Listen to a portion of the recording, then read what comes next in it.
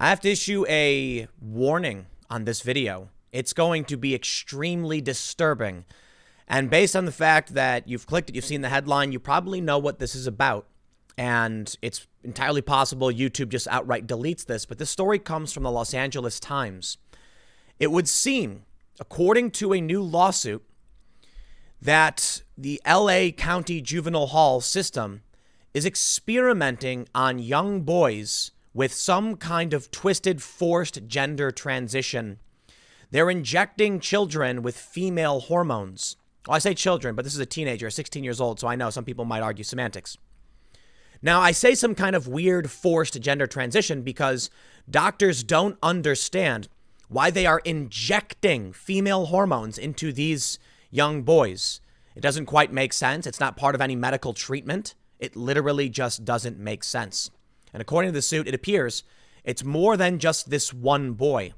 Now, I want to point out, too, because of the nature of the current political discourse and how media companies deal with issues of gender transition, we may be confused about what's really going on here, and we're going to have to make some assumptions.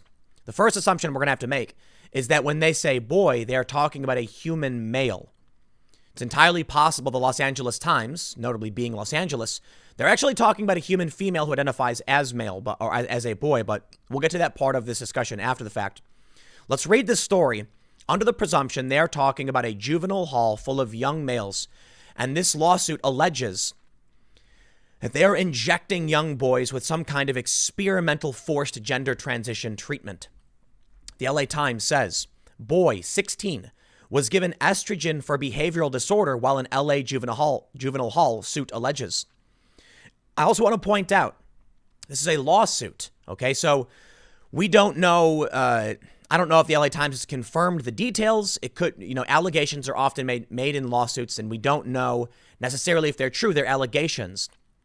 But here's the story. A 16-year-old boy being held at a Los Angeles County Juvenile Hall developed enlarged breasts after he was prescribed estrogen to treat a behavioral disorder, a move that baffled doctors who said the treatment defied medical logic, according to a lawsuit filed this month. The teen, whose identity is being withheld because of his age, was diagnosed with oppositional defiant disorder, or ODD, 2 days after he was arrested and housed at East Lake Juvenile Hall in June 2019, the lawsuit said. Medical records reviewed by the Times showed the teen's testosterone levels were slightly high when the doctor who had diagnosed him prescribed daily doses of estrogen. So it would seem the LA Times has confirmed this by viewing the medical records. According to the lawsuit, this young boy said they were not given a choice, that they were threatened with imprisonment until the age potentially of 18, 23, or 26. Do as you're told or else. He was told he could not refuse the injections. Let's read more. They say, estrogen regulates the development of female sexual characteristics and reproduction. Men produce the hormone at much lower levels. After taking approximately 13 daily doses of the hormones, the teen was diagnosed with gynecomastia, defined as the enlargement or swelling of breast tissue in males whose estrogen levels is too high, medical records show. It is based on that part of the story. I believe we are literally talking about a young male who is forced to undergo some kind of gender transition therapy. And again, the reason why I'm saying gender transition is because the doctors say there's no medical reason. It's baffling them as to why they would be injecting estrogen into a young boy, prescribing them with estrogen. You know what that would do to him. ODD, a behavioral condition that is sometimes suffered by patients with attention deficit hyperactivity disorder, is normally treated with therapy, said James McGough, a professor of clinical psychiatry at UCLA, or McGo. I don't know how to pronounce it. McGo, it seems. McGough. Welcome to English. Estrogen is not a treatment for ODD. I can't be more emphatic about that. You won't find a reference anywhere that supports the use of estrogen for ODD. Why were they they've made up a fake reason. I've got the lawsuit. The lawsuit claims that they believe it's actually worse than just this one boy. The lawsuit described the treatment as experimental. The doctor who prescribed the estrogen, Danny Wang, could not be reached for comment. Los Angeles County's juvenile detention facilities are overseen by the probation department. Medical needs are provided by Juvenile Court Health Services, which falls under the County Department of Health Services. In an email, a Department of Health Services representative confirmed that Wang has been employed by the county since 2012, but declined to comment on his current status with the agency, describing it as a confidential personnel matter. The department declined to comment on the lawsuit. The suit, which names as defendants the county, Wang and David O., medical director of Juvenile Court Health Services, alleges medical battery and negligence. Probation officials and the teen's attorney, Wesley Ouchie, declined to say why he was in custody. Ouchie said the boy, now 17, was released in April and will require surgery to treat the physical issues he developed as a result of the estrogen treatment. Wang prescribed a daily regimen of 2 milligrams of estrogen to be taken in pill form, according to medical records. The boy's parents were not aware that he had been diagnosed with ODD or was undergoing treatment until late July 2019. Doctors said the treatment should not have been carried out without the parents' consent. So once again, the LA Times appears to have reviewed the medical records. They were giving this young boy estrogen for seemingly no reason. That's why, again, I will say, some kind of twisted experimental gender transition forced upon a young boy. The parents didn't know about it, and the boy was told he would not be allowed to refuse. The boy's father, who spoke on the condition of anonymity to protect his son's identity, said he found out about the estrogen pills when he visited the juvenile hall one weekend last July. When I found out they were giving him the pill, I was like, why didn't they ask me? When I found out what kind of pill it was, what kind of pill was it, I was like, this is terrible. He's only 16 and they were forcing him to take it. The father said he later confronted O, the medical director, over the phone. O admitted that Wang had made a mistake, the father said. The health services representative declined to comment on O's alleged remark due to the ongoing litigation. The treatment stopped last July after the teen began to complain of negative side effects and refused medication, records show. Prior to that, Ouchie said his client felt compelled to take the pills because he feared that disobeying Wang would have a detrimental effect on his pending criminal case. Reports from probation officers about a youth's time in custody can carry significant weight at sentencing hearings. And the teen's case had not been adjudicated at the time Wang prescribed him the estrogen, Ouchie said. Ouchie also alleges the boy was bullied by other youths in custody once his gynecomastia symptoms developed. As a teenager, he felt self-conscious already. Going through these changes made it a lot more traumatic for him. This, to me, sounds like they were conducting some kind of experiment. They knew what would happen if they gave him estrogen. They knew there would be other boys. It sounds like they wanted to see the social and physical effects of what would happen if they forced this upon somebody. Maybe they have criminally delinquent young men, and maybe they were trying to experiment to see if forced gender transition would reduce their severity, their aggression, reduce the symptoms of this behavior. It's not a medical treatment. Therapy is, but look at what they're doing. Sarah Coffey, director of child and adolescent psychiatry at Oklahoma State University, said ODD is normally diagnosed in children between the ages of 6 and 12. Children diagnosed with the disorder often struggle with authority in school or in social settings. Common treatments include family therapy or medications that have had success in aiding juveniles with ADHD, including Ritalin and Adderall. Using hormones to treat ODD might actually worsen the situation, Coffey said. No, it sounds to me like they needed an excuse to justify why they were conducting this strange experiment and forcing this child to take hormones. They say, the other concern I have as a psychiatrist is that we know hormones play a role in mood. If his mood got disrupted, that could only further complicate things. Estrogen is normally stocked at LA County juvenile facilities for use as part of hormone therapy for contraception and treatment of gender dysphoria, according to the health services representative. The boy's father said the hormone therapy has had a long-term effect on his son, who now scares easily and has become antisocial. He's like a different person. He just wants to be in his room, and he don't come out for nothing all day in his room, the father said. He was never like that. I have the full complaint here. It was posted by Witness LA. I can't tell you what they were trying to do, what they are trying to do, but this to me is rather terrifying. And I wonder if this has something to do with the pervasiveness of this far left fringe religion, whatever you want to call it, which is now infecting the military, the federal government, critical race theory, these other ideologies, they are potentially destroying the fabric of our society. Now, listen, if somebody actually has, some kind of dysphoria or something that needs to be treated with hormones, well, then by all means, the doctor should prescribe legitimate treatments. But as we're learning from the story, the doctor's saying it's not. Why would they be doing it? Well, according to the family, they think it's an experiment. I wonder what for. We won't know. Now, in this lawsuit, it looks like they're suing the County of Los Angeles, Danny Wang, MD, David O, MD, and Doe's 1 through 100. Because it wasn't just the doctors who were doing this. It was the medical staff. It was the nurses. According to the suit, he was in a room and the nurse told him that it was just to treat a node on his chest. It was medicine to help him because something was wrong. When he said he didn't want to take it, the officer there at the juvenile hall said he didn't have a choice and he had to do it.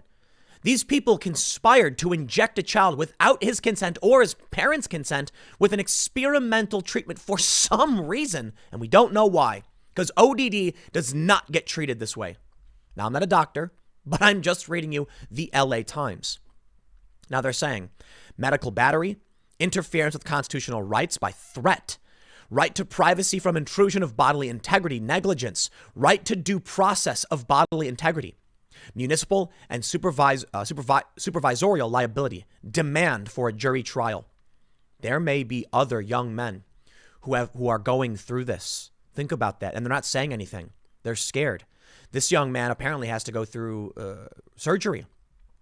Now, when I tweeted about this, about how shocking and horrifying this is, some people made a very interesting point. You may be familiar with the red-headed libertarian on Twitter. She has a decent Twitter following.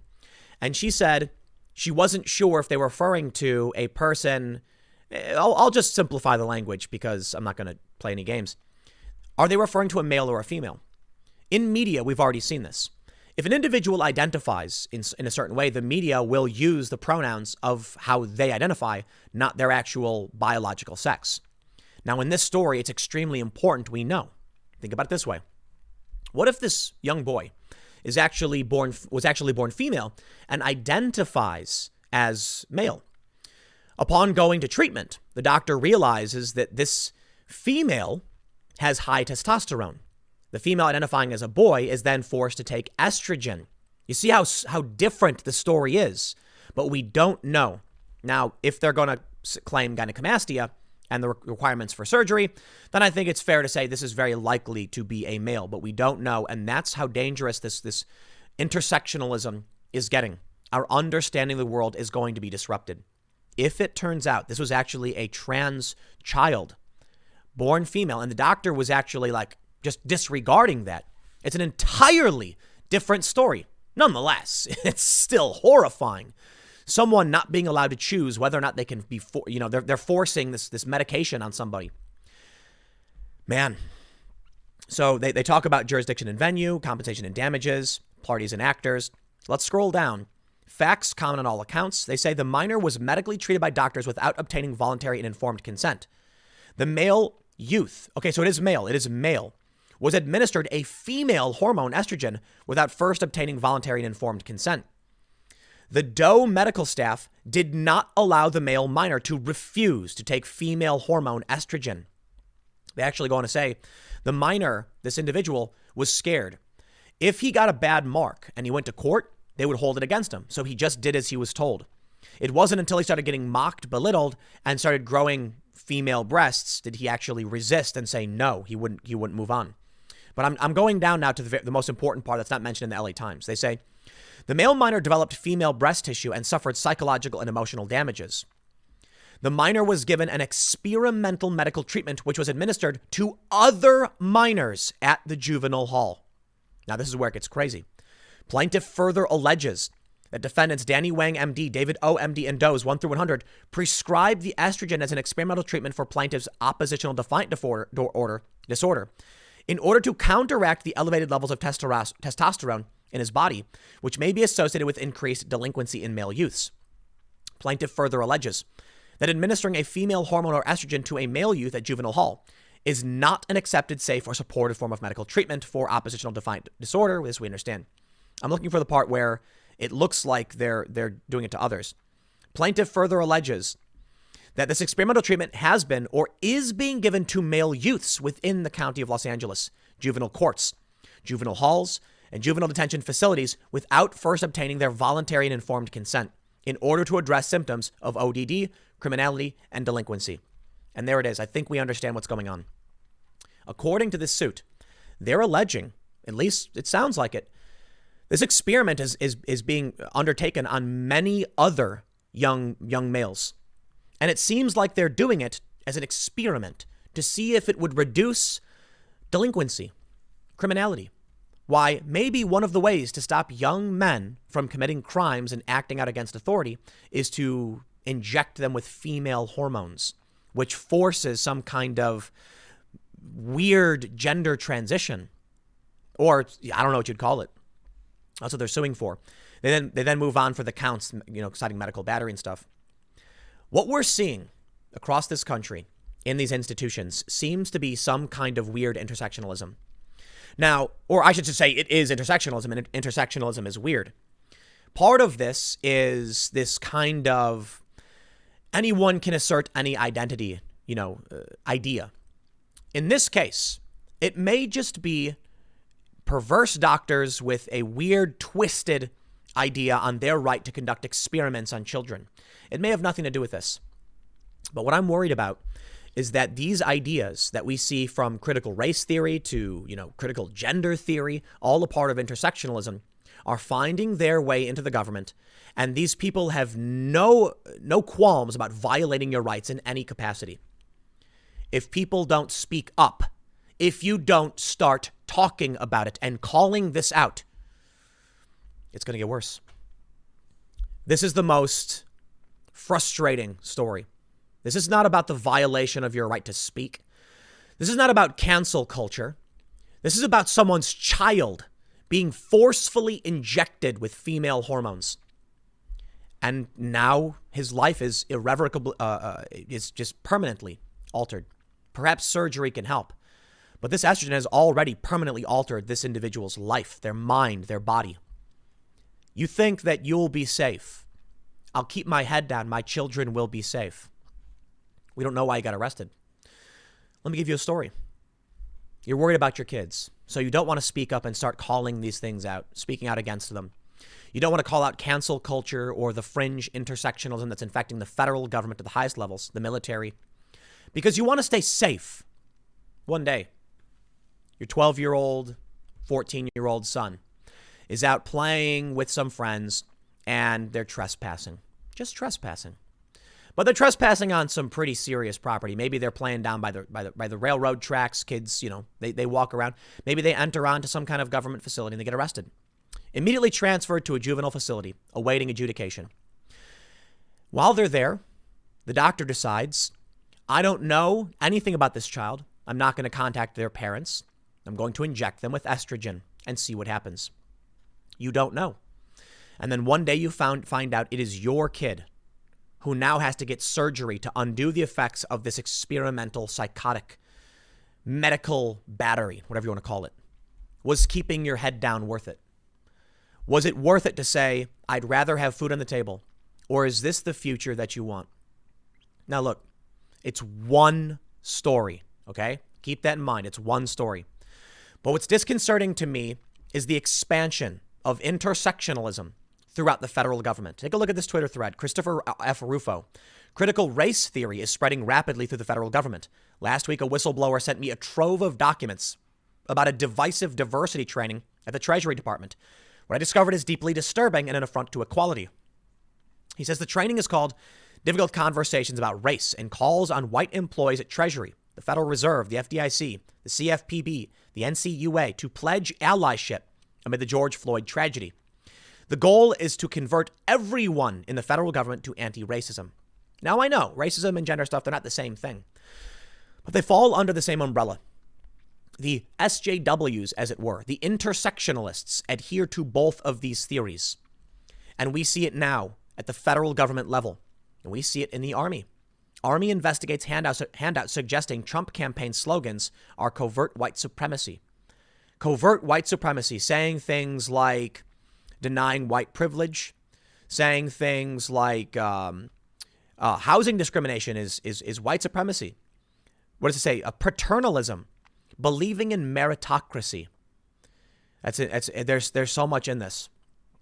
That's just. But what about me? Saying all lives matter. Racial profiling, of course, is racist. Denial of racism, tokenism, English-only initiatives, self-appointed white ally. There's literally nothing you can do. Exceptionalism. You're so articulate. Celebration of Columbus Day. I'm not gonna read any worse. Property taxes for education. Yep.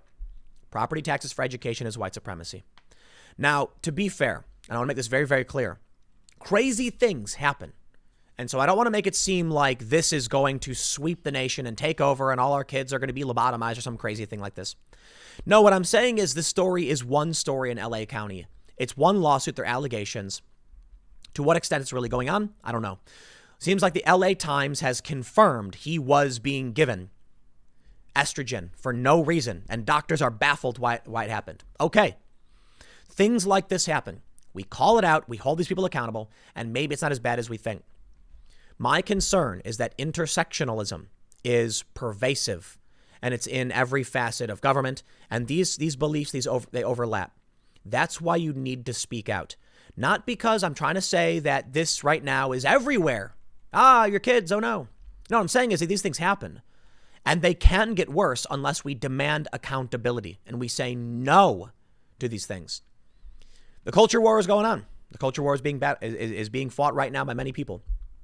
I'm not saying, you need to go out there and scream as loud as you can. I'm just saying, voice your opinions. That's it. Go on social media. When you're at work, say no to these things. Call them out. Talk about these stories and say these are not good things. Otherwise, they can get worse. And when it comes to critical race theory, this stuff has really, really become pervasive. If these ideas, critical gender theory, become as pervasive, don't be surprised if it just reaches every level of government as well. Stick around. Next segment's coming up at timcast.net. That's my main channel. I'll have a video up at 4 p.m., and I will see you all then.